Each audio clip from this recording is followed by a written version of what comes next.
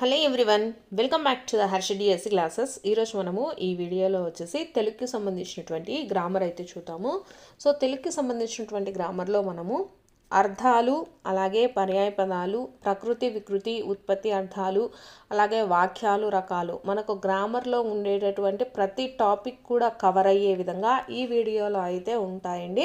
So video వచ్చేసి starting నుంచి end వరకు చూడండి.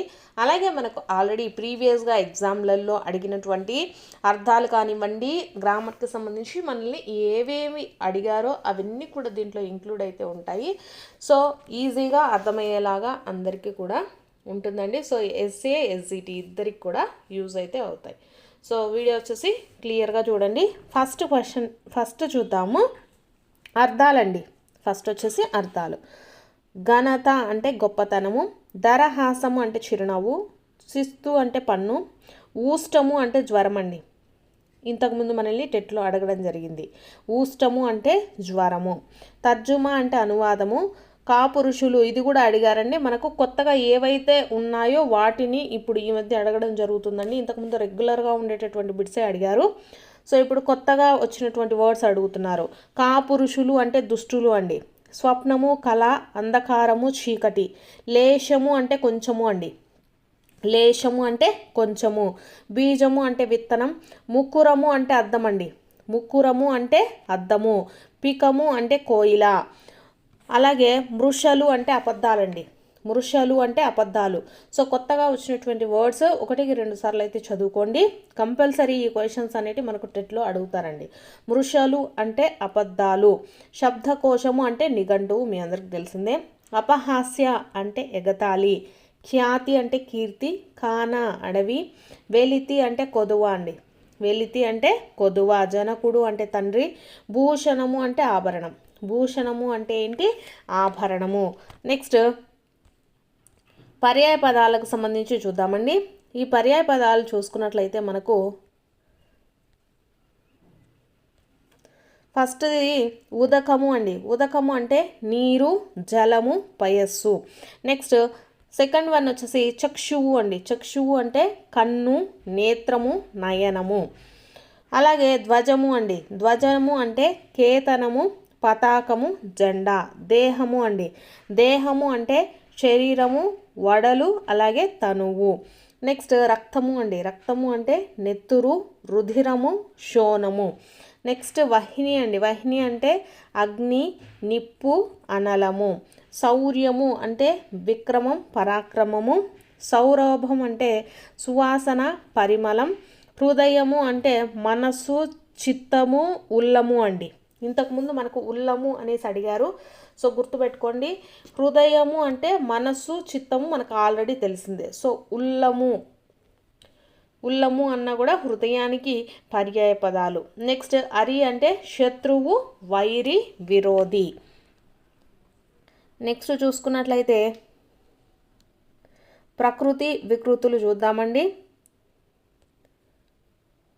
సో దీంట్లో ఫస్ట్ది నాట్యము అంటే నట్టువా అండి. ఇంతకుముందు టెట్లో అడిగినటువంటి బిట్. నాట్యము అంటే వికృతి పదం ఏమవుతుందండి? నట్టువా. అలాగే పక్షి అంటే పక్కి, గృహము అంటే గీము అండి. సముద్రము అంటే సంద్రము, భూమి అంటే భూమి అనేసి వచ్చారు. సో విజ్ఞానము అంటే విజ్ఞానము, యజ్ఞము అంటే జన్నము అండి. యజ్ఞము అంటే జన్నము, ప్రాణము అంటే పానము. సో దీంట్లో మనం నేర్చుకోవాల్సింది నాట్యము అండి. నాట్యము అంటే నట్టువ. నెక్స్ట్ వచ్చేసి భాష అంటే భాష, భిక్ష అంటే బిచ్చము, వృద్ధి అంటే వడ్డీ అండి. వృద్ధి అంటే వడ్డీ.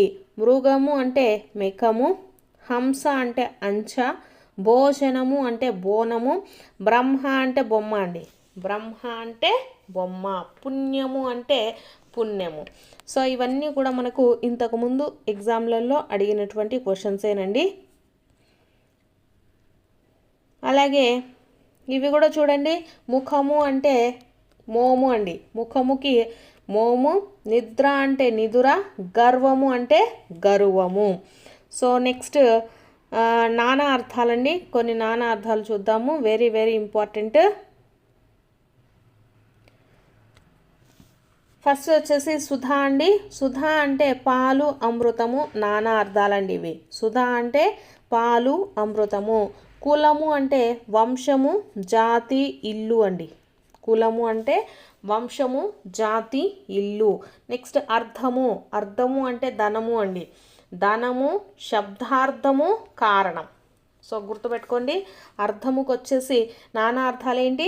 ధనము, శబ్దార్థము, కారణం. నెక్స్ట్ శరము అండి. శరము అంటే ఏంటి? బాణం అని అందరికీ తెలుసు, తొడిమె కూడా అండి. శరము అంటే ఏంటి? బాణము, తొడిమె, నానా అర్థాలు. నెక్స్ట్ నెమ్మి అండి. నెమ్మి అంటే నెమలి, నెమ్మది, ప్రేమ అండి. నెమ్మి అంటే ఏంటిదండి? నెమలి, నెమ్మది, ప్రేమ, ఇవన్నీ కూడా నానా అర్థాలు. నెక్స్ట్ గజము అంటే ఏనుగు, అందరికీ తెలిసిందే. సో 3 అడుగుల కొలత. హరి అండి. హరి అంటే విష్ణువు, కోతి, సింహము, ఇది కూడా తెలిసిందే. మరొకసారి చూసుకోండి. నెక్స్ట్ గుణము అండి. గుణము అంటే స్వభావము, వింటినారి. కాలము అంటే సమయము, నలుపు, చావు. అలాగే వృద్ధి అండి.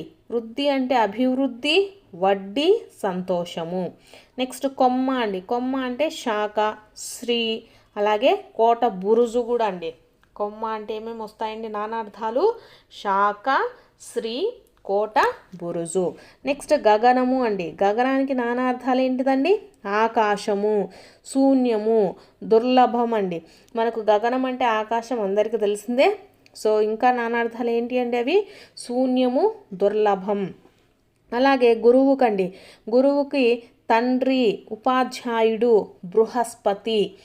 అలాగే ధర అంటే భూమి, వెల, మనకు ఆల్రెడీ ఇంతకుముందు నేర్చుకున్నదే. ఫలము అంటే పండు, ప్రయోజనం అండి. ఫలముకి నానార్థాలు ఏమవుతాయి? పండు, ప్రయోజనము. కరము అంటే ఏనుగు అండి. కరము అంటే ఏనుగని మీకు అందరికీ తెలిసిందే కదా.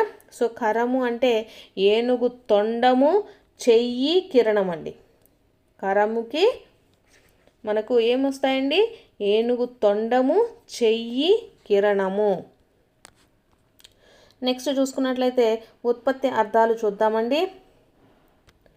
పురోహితుడు అండి. పురోహితుడు అంటే పురము యొక్క హితమును కోరువాడు. పురోహితుడు అంటే పురము యొక్క హితమును కోరువాడు పౌరోహితుడండి. అలాగే దుర్గము అంటే ప్రయాస చేత పొందదగినది అండి. దుర్గము అంటే ప్రయాస చేత పొందదగినది ఏంటిదండి? కోట. నీహారము అండి. నీహారము అంటే ఏంటిదండి? మంచు. అగ్ని చేత మిక్కిలి హరింపబడినది. నిహారము అనే దానికి ఉత్పత్తి అర్థం ఏమవుతుందండి? అగ్ని చేత మిక్కిలి హరింపబడినది. ఏంటిదది? మంచు. నెక్స్ట్ పాతకము అండి. పాతకము అంటే పతనానికి కారణమయ్యేది. పతనానికి కారణమయ్యేది ఏంటిదండి? పాపము. నెక్స్ట్ పానీయం అండి. పానీయము అంటే పానము చేయబడినది, నీరు. హస్తి అంటే హస్తము కలది, అంటే తొండం కలది అండి, ఏనుగు. నెక్స్ట్ భుజగము అండి. భుజగము అంటే కుటిలముగా పోవునది, పాము. నెక్స్ట్ భాస్కరుడు ఉత్పత్తి అర్థం వచ్చేసి కాంతిని కలగజేయువాడు, సూర్యుడు. నెక్స్ట్ ఈశ్వరుడు అండి. ఈశ్వరుడికి మనకు స్వభావము చేతనే ఐశ్వర్యం కలవాడు అండి. స్వభావం చేతనే ఐశ్వర్యం కలవాడు శివుడు. నెక్స్ట్ చూసుకున్నట్లయితే జనని అండి. జనని అంటే సంతానమును కనునది, తల్లి. కౌశికుడు అంటే కుషికుడు అను రాజు మనవడండి. కుషికుడు అను రాజు మనవడు కౌశికుడు, విశ్వామిత్రుడు. కుషికుడు అను రాజు మనవడు విశ్వామిత్రుడు. నెక్స్ట్ వసుధ అండి. వసుధ అంటే బంగారము గర్భము అందు కలిగినది, భూమి. నెక్స్ట్ పయోదము. పయోదము అంటే ఏంటిదండి? మబ్బు, నీటిని ఇచ్చునది. నెక్స్ట్ సమరము అంటే మరణముతో కూడినది. ఏంటిదండి మరణంతో కూడినది? యుద్ధము. సో ఇవి మనకు ఉత్పత్తి అర్థాలండి. అలాగే ఇంకొన్ని కూడా చూద్దాము. సో ఆల్రెడీ అమృతము చూసాం కదా. అమృతము అంటే మరణాన్ని కలిగింపనిది, అంటే మరణాన్ని పొందింపనిది. ఏంటిది? సుధా. గురువు అండి. గురువు అంటే అజ్ఞానాంధకారమును తొలగించేవాడు ఎవరండి? ఉపాధ్యాయుడు. నెక్స్ట్ ఆకాశము. ఆకాశానికి ఉత్పత్తి అర్థం ఏమవుతుందండి? దీని యందు అంతటా సూర్యచంద్రులు ప్రకాశించుదురు. ఏంటిదది? గగనము. నెక్స్ట్ విశ్వనాథుడు అండి. విశ్వానికి నాథుడు ఎవరు? శివుడు. నెక్స్ట్ పికము అండి. పికము అంటే కోయిల. సో చాటు నుండి కూయినది కోయిల. నెక్స్ట్ అచలము అంటే చలనము లేనిది పర్వతము. పయోధరము అంటే ఉదకమును ధరించున్నది అండి.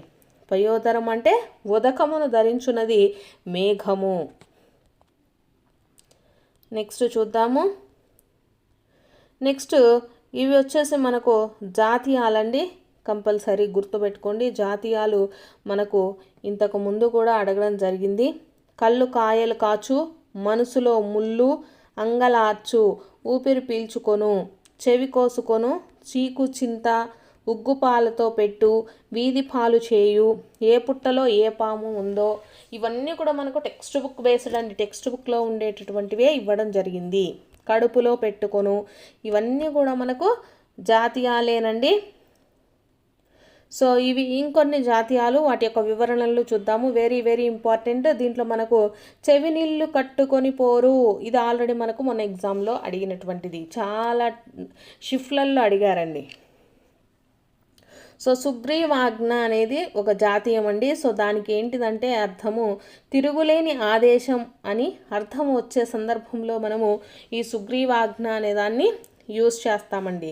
కదంబ హస్తాలు అంటే విడిపించుకోవటానికి వీలు కానటువంటిది అనే అర్థం వచ్చే దాంట్లో మనము ఏమి యూజ్ చేస్తామండి? కదంబ హస్తాలు అనే జాతీయాన్ని వాడతాము. నెక్స్ట్ చెవి నీళ్ళు కట్టుకొని పోరు. సో చెప్పింది విన్నా వినకపోయినా అదే పనిగా ఎదుటి వానికి చెప్పడం అని అర్థం వచ్చే సందర్భంలో మనము చెవి నీళ్ళు కట్టుకొని పోరు అనేసి వాడతామండి.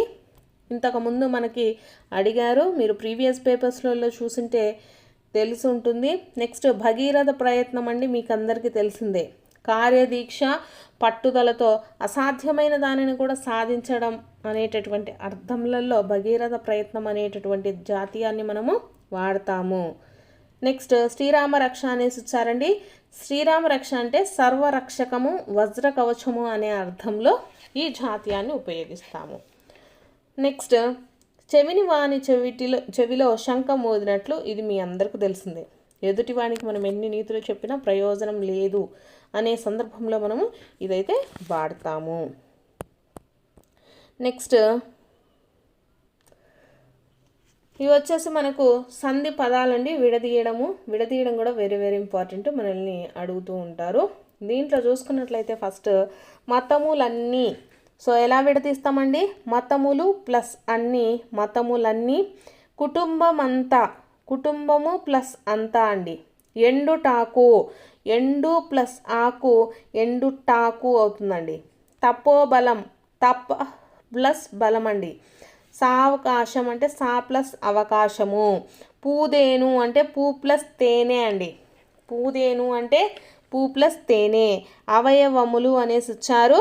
అవయవము ప్లస్ లు, అవయవాలు అండి. ప్రత్యేకము అంటే ప్రతి ప్లస్ ఏకము. సైనికురాలు అంటే సైనిక ప్లస్ ఆలు, సైనికురాలు. కొలువైన అనేసి ఇచ్చారు. కొలువు ప్లస్ అయిన, కొలువైన. నెక్స్ట్ ధ్వజమెత్తి అనేసి ఇచ్చారండి. ధ్వజము ప్లస్ ఎత్తి, ధ్వజమెత్తి. నెక్స్ట్ చూసుకున్నట్లయితే ఇవి కూడా మనల్ని ఇంతకుముందు అడిగినటువంటి క్వశ్చన్సేనండి. భయపడు, భయ ప్లస్ పడు, భయము ప్లస్ పడు, భయపడు.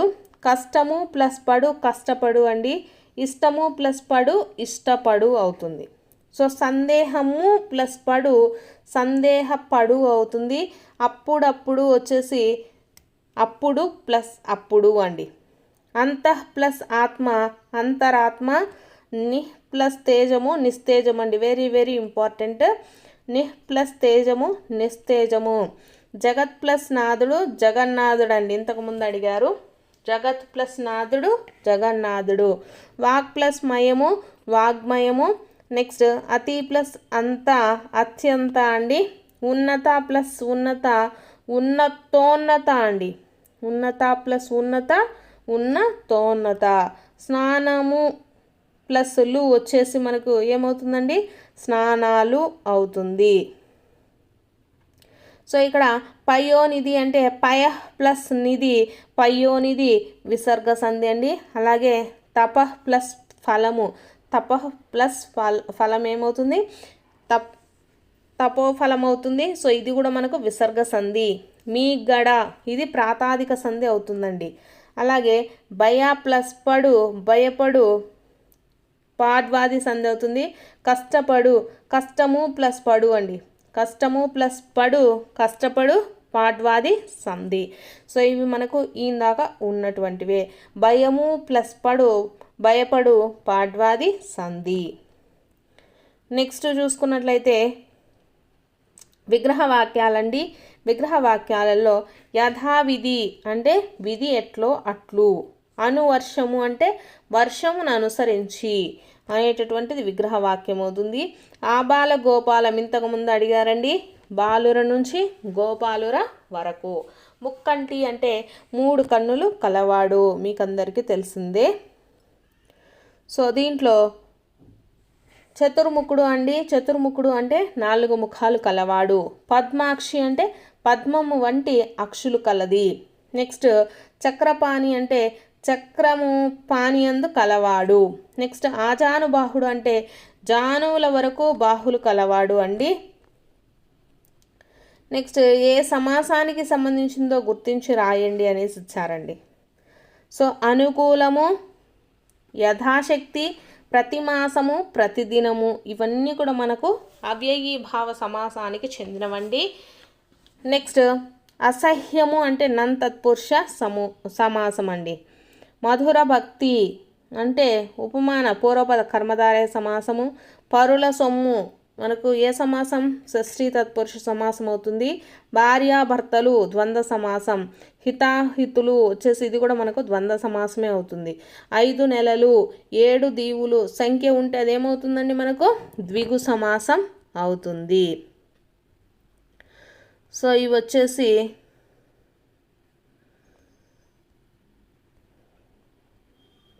వ్యతిరేకార్థక క్రియలను గుర్తించడం అండి. సో ఇవి కూడా మనకు అడుగుతారు ఆప్షన్స్లో ఇచ్చి. సో ఇవి ఎలా ఉంటాయంటే వ్యతిరేకంగా ఉన్నదాన్ని మనం గుర్తించాల్సి ఉంటుంది.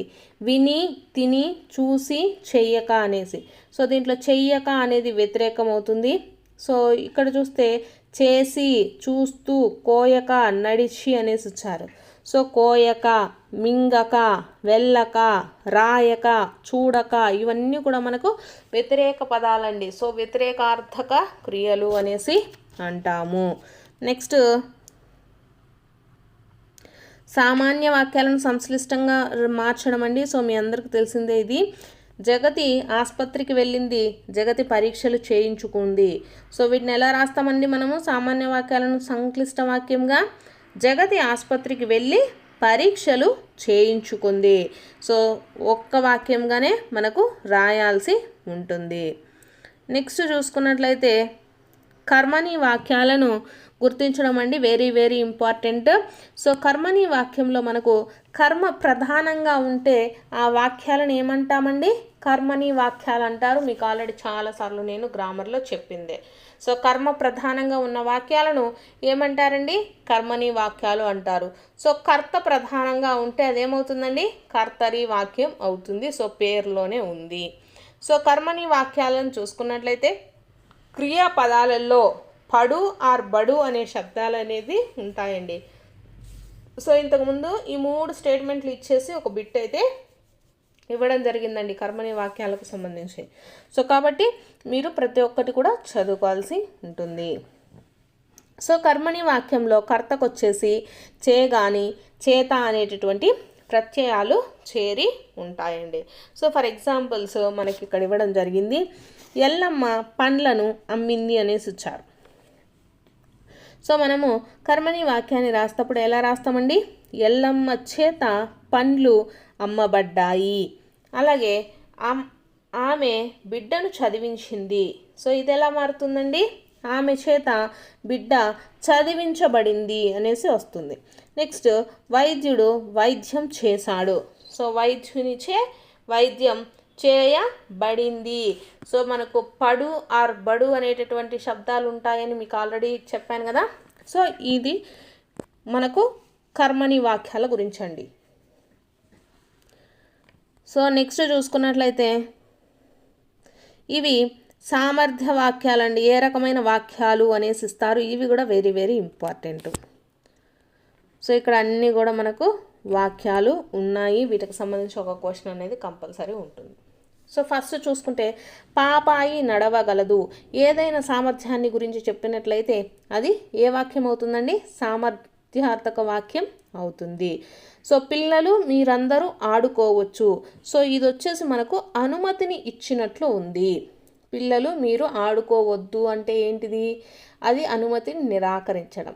సో పిల్లలు మీరందరూ ఆడుకోవచ్చు అంటే ఒక అనుమతిని ఇస్తున్నాము, మీరు బయటికి వెళ్ళవచ్చు.